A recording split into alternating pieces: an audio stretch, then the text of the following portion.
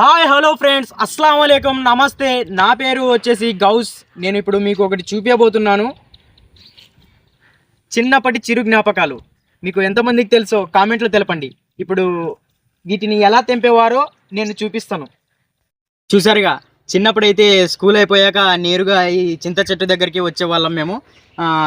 చింత ఈ చింతకాయలు తెంపుకొని ఇంటికి వెళ్ళేటప్పుడు ఈ చెట్టు ఓనర్ ఎవరైతే ఉన్నారో వాళ్ళు మనల్ని తరుముకుంటూ వచ్చేవాళ్ళు. ఎలాగోలాగా ఇంటికి తప్పించుకొని వెళ్తాము.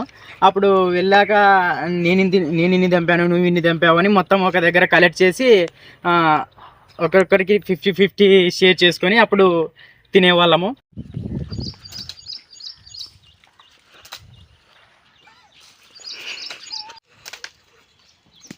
ఒకటి, రెండు,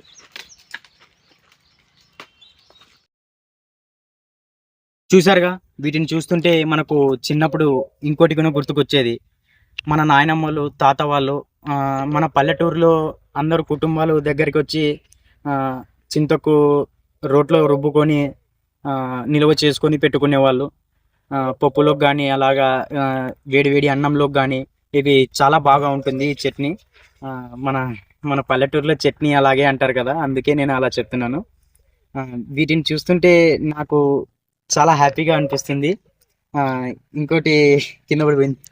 ఇంకోటి మనము దీన్ని టేస్ట్ చేసి చూద్దాము. నేను ఇంటి దగ్గర నుంచి సాల్ట్ తెచ్చుకున్నా, చూడండి. ఇప్పుడు మేమైతే ఇంటి దగ్గర నుంచి ఉప్పులో కొద్దిగా కారం వేసుకొని కలుపుకొని వచ్చాము.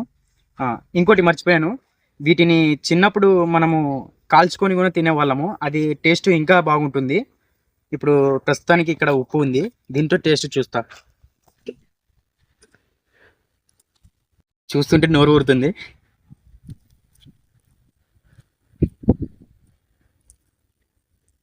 సరిగ్గా ఉంది.